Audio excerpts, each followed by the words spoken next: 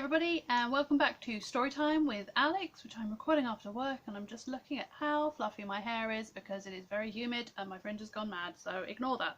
Anywho, we are on chapter 15 of From Allbyon to Britannia book 3, The Last Wizard by Brandy Pearson. This is Ada's story, and just to remind you, Sebastian and the young witches and wizards, as we have now found them out to be, are staying at Temple House for a little bit, having a bit of a magical boot camp. And Ada is Leia's granny. So here we go, Ada's story. At the weekend, Dad came over on the tube with Rose, Ada and Father Joe. We showed them the magical things we'd found. Rose seemed oddly unsurprised, but also quite excited. Ada and I have a little story to tell you. It is her story, or one of her stories, but I helped to tease it out of her. After being with her and talking to her for a long time, it became clear to me that Ada's confusion was not because of age or illness, but because she had different stories fighting each other within her.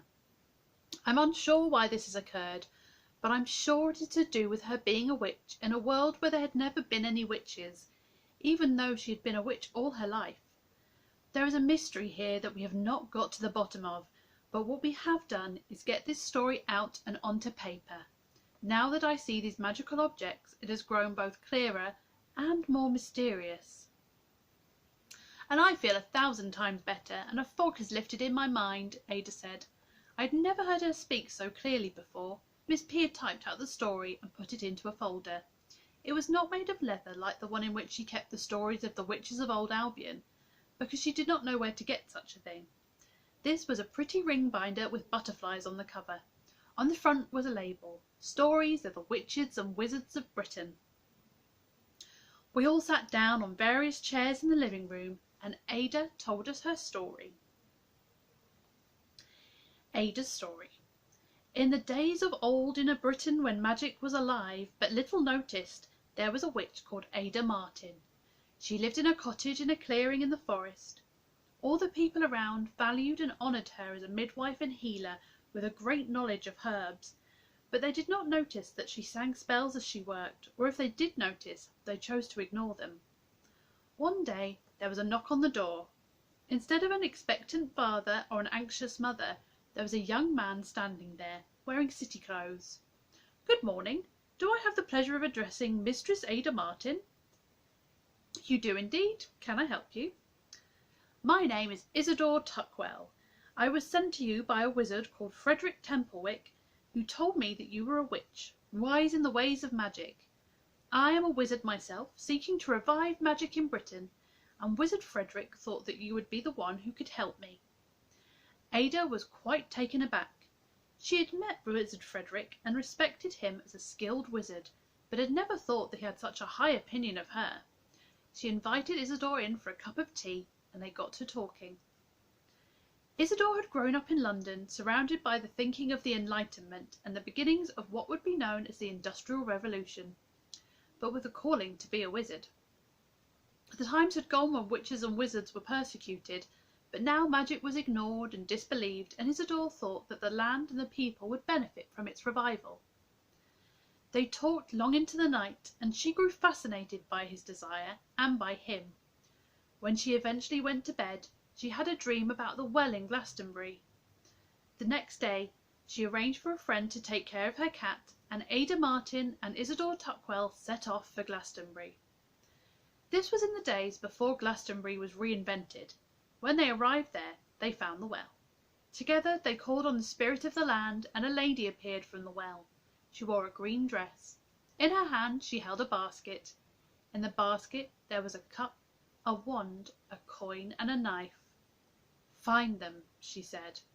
"Where are they?" said Ada. "The 4 wisest will supply you, 2 witches and 2 wizards, hot and cold, wet and dry, north, south, east and west. Bring them together in the great city." "Who are the wisest?" Isidore asked, but the lady had gone.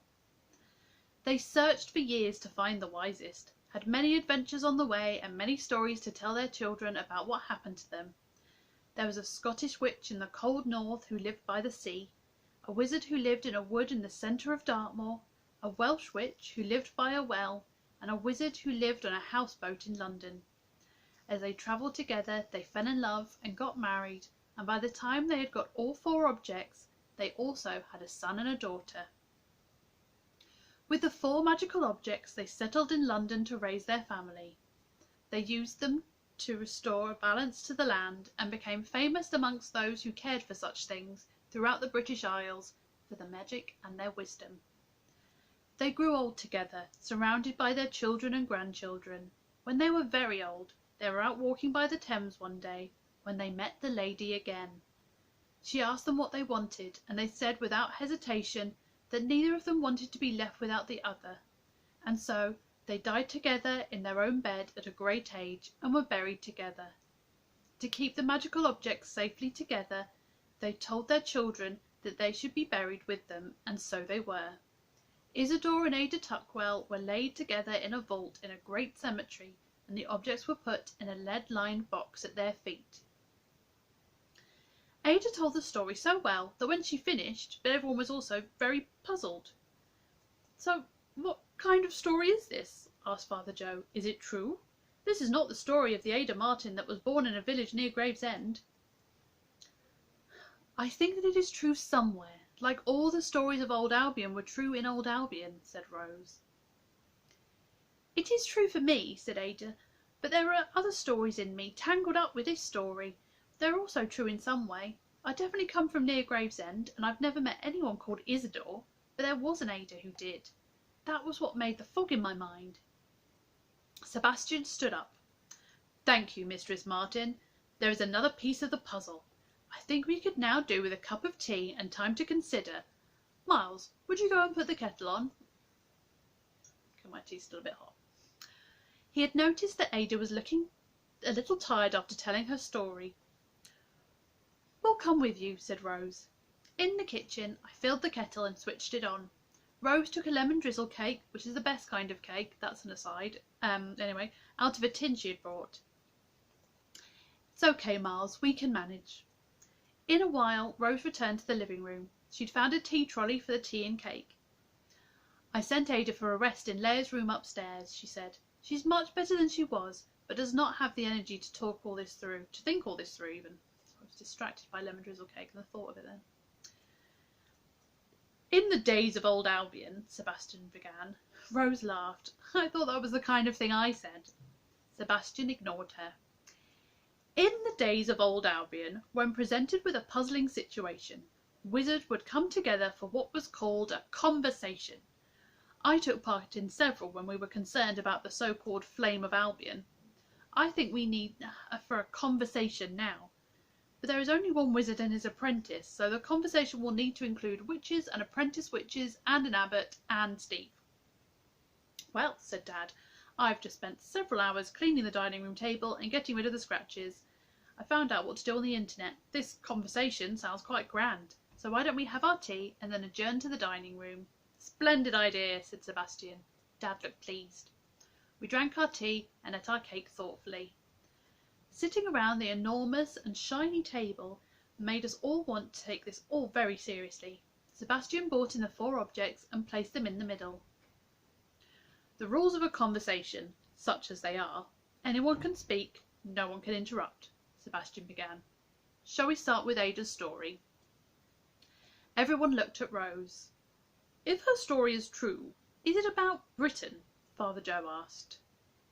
"Yes, it is true. If it had not been true, it would not have fogged her mind," said Rose. "It would have been a fiction and could have done her no harm.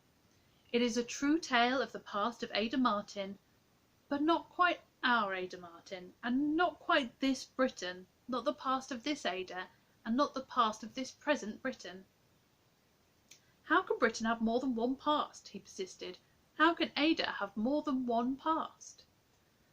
Sebastian took his notebook out. It was like the one he had given me, but older and more scuffed. "When I met the lady in the green dress in that aerodrome in Essex, she said to me, and I wrote it down, 'Times are changing, times have changed, times change. Tenses are so confusing, you will change.' Ada's alternative paths, I think they represent different threads of time, Time is confused. Dad said, I know I am a non-magician, but this particularly seems to be about time streams rather than magical spells. Father Joe had a big A4 pad of paper. Can I borrow your pad for a moment? He drew a line down the sheet of paper with an arrow on one end. This line represents the space-time that was old Allbyon. That wizard and his cauldron tried to destroy some of the magic, the witch's magic, but it got out of control and began to destroy the whole of space-time. He drew a spiral of squiggles at the end of the line. Allbyon, the spirit of the land, if that's what you call her, stopped the destruction by covering up the cauldron. The space-time split, leaving her in the remains of Allbyon and another timeline, the one we've been living in. He drew another line parallel to the first. This is a timeline with a past and a present, with no magic except what you brought from old Allbyon. However, there was this bridge between the two. He drew a bridge between the two lines. The magic was with Allbyon, not here. But this was not how the universe is meant to be. When the Atrag people tried to get across the bridge, Allbyon was forced to cut the link. My theory is that a properly constructive space-time line must have its own magic. I think it's an aspect of human consciousness we don't understand. This space-time had no magic, which meant it was incomplete. When the link was cut, this space-time changed again. He drew a line alongside his second line. It became whole. It has its own magic, and it always has. The past of the space-time we live in now has always had magic. And fairies and witches and wizards, said Leia. And its own spirit of the land, said Dad. He fumbled in his pocket and brought out the old copper penny with the image of Britannia on it. Sebastian reached over and picked up the coin. She said, I like to dress up, like you do. So, said Father Joe, as another non-magician, what about Ada's story? Said Sebastian. I think there is a process to this time stream becoming whole. The past is not as fixed as it might be. Ada has two pasts, or perhaps she has memories of her own grandmother. I kept dreaming the memory of the black cauldron that belonged to Rose, who is my ancestor, said Ruth. Okay, so we seem to have a working hypothesis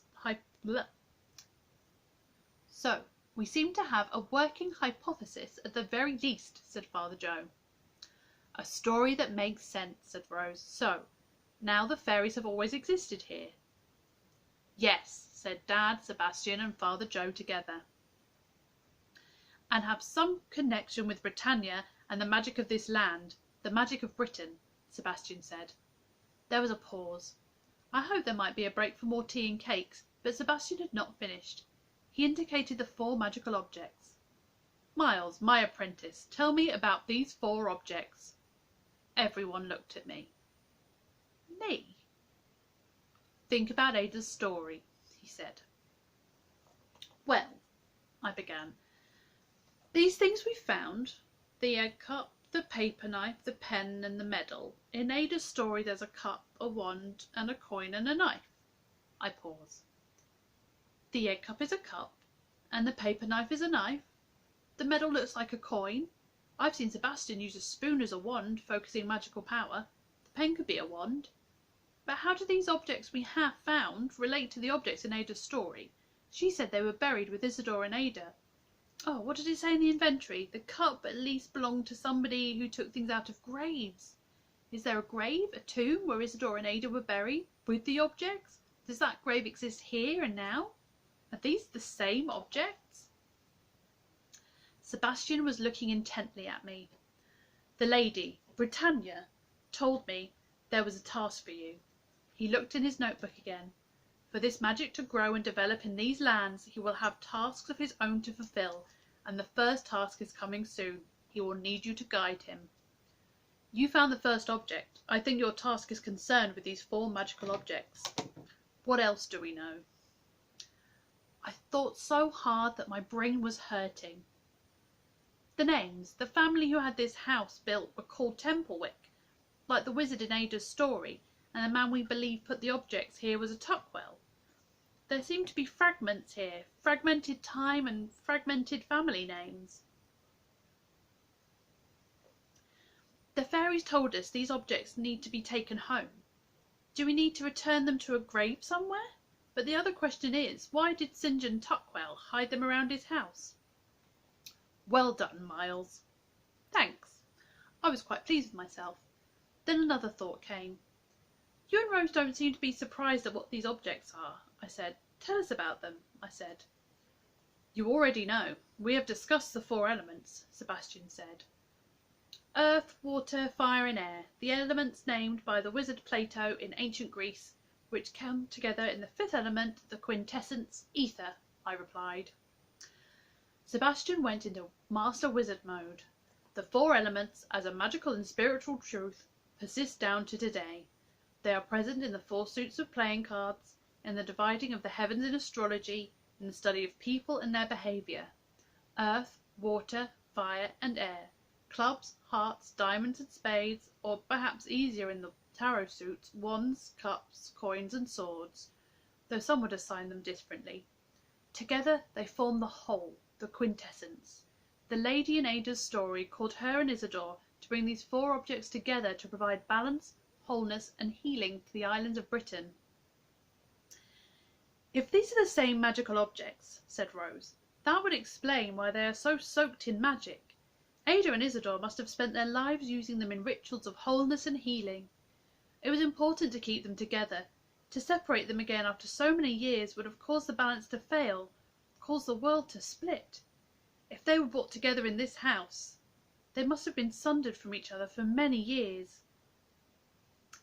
The object I find most interesting is the fountain pen, said Father Joe. Many monks in days of old spent their lives writing and illuminating sacred books, dipping their quill pens again and again. I had been in this world for a while before the invention of a pen that could write without repeated dipping. He picked up the pen. This looks really old for a fountain pen. Lewis Waterman started making his fountain pens in the 1880s, but this looks older. I think this may be one of the pens that were invented by Petrash Poenaru in the 1820s. Every day's a school day. I remember how excited I was when I heard about it. I had to wait for them to reach Britain and bought one as soon as I could. It tended to produce great blots of ink, but it was so much quicker than a quill.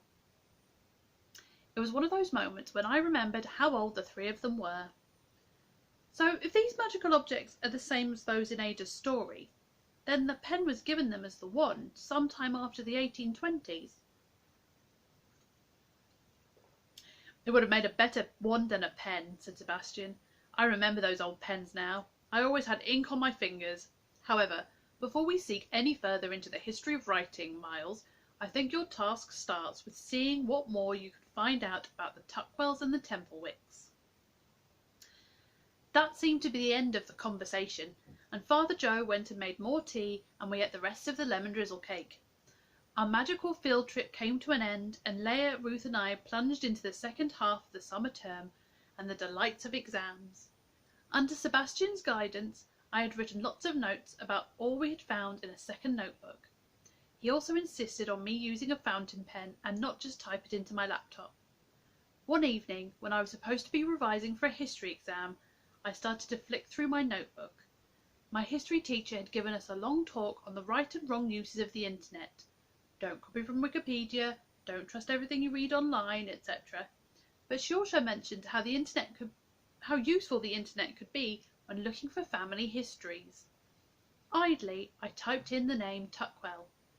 I found a page about various Tuckwells, one who sells agricultural machinery, the name of a hospice, a horn player and an artist. I clicked on Tuckwell Family Tree. After a little more searching, I came upon a site with a chat room, so after a thought, I typed, I'm researching the family who owned a house in North London. Does anyone have information on the ancestors of Rupert Templewick Tuckwell, 1932 to 2004, of Pilgrim Green in North London? His father's name was St. John Tuckwell, who died in 1939 somewhere in North Africa. Miles Burton. Then I started to feel guilty about not doing my revision. I posted the message and went back to the history I was supposed to be studying for my exam. Then, of course, I forgot all about it for a fortnight. I was in my room, avoiding studying my French revision, when I remembered the genealogy website and logged myself on. There was a reply to my inquiry.